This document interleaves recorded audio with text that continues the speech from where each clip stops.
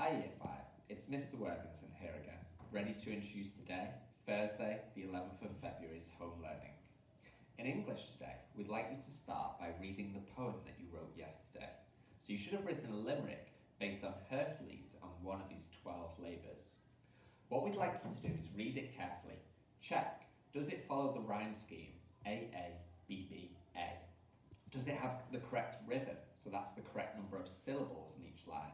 Remember that the first two lines and the last line should have between 7 and 10 syllables, whereas lines 3 and 4 should have between 5 and 7 syllables. And there's a checklist for you to check things off as you go, make sure that you've done it correctly. We'd also like you to improve your limerick, though, if possible. So could you use a dictionary or a thesaurus, or look online for some synonyms?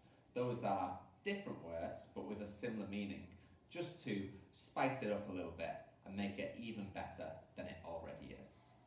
As a little extension, Year 5, if you finish, could you write another limerick based on a different Herculean labour? In maths today, we're carrying on the work that we started yesterday and been looking at this week by looking at different measurements, different units of measure. But today we're moving on to looking at scaling problems. So Shrove Tuesday is just around the corner, and as you can see on my board, I've got a recipe for making 6 pancakes with all the different ingredients. However, this year, Year 5, I'm feeling particularly hungry. So I'd like to scale this up to make 24 pancakes. How can I solve such a problem? Well, the first thing you need to do is you need to find something called the scale factor. That's how much you're scaling it up or down by. The way to do that, Year 5, is to look what is your new quantity. So in this case, 24. And what was my starting quantity? In this case, 6. And if I do 24 divided by 6 and count up in my 6's till I reach 24, then the answer is 4. So in other words, my scale factor is multiplying by 4.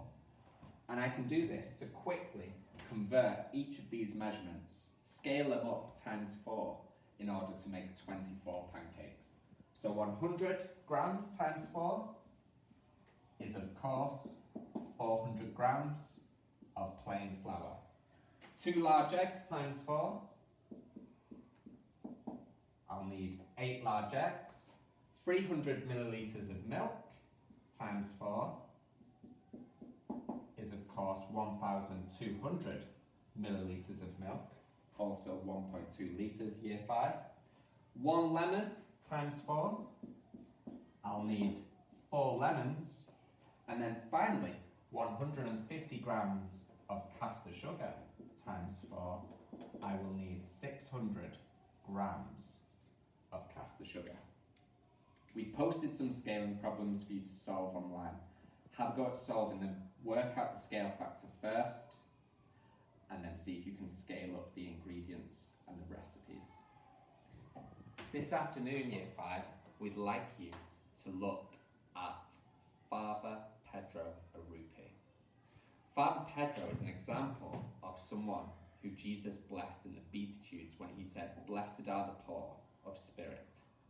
He is someone who put his complete trust and his life in the hands of God. So Father Pedro Arrupe was born in Spain, but he actually spent most of his life in Japan, where he was working as a missionary. That's somebody who spreads the word of God. And he was there when the Americans dropped the atomic bomb on Hiroshima during the Second World War in 1945. He used his prior training as a medic, even though there were very poor medicines and facilities available to him, to help the people of Hiroshima. He risked his own life to help others. We want you to study him, answer the questions, read the biography that we've posted online about him and his life. We look forward to reading your reflections on Father Pedro Arrupe.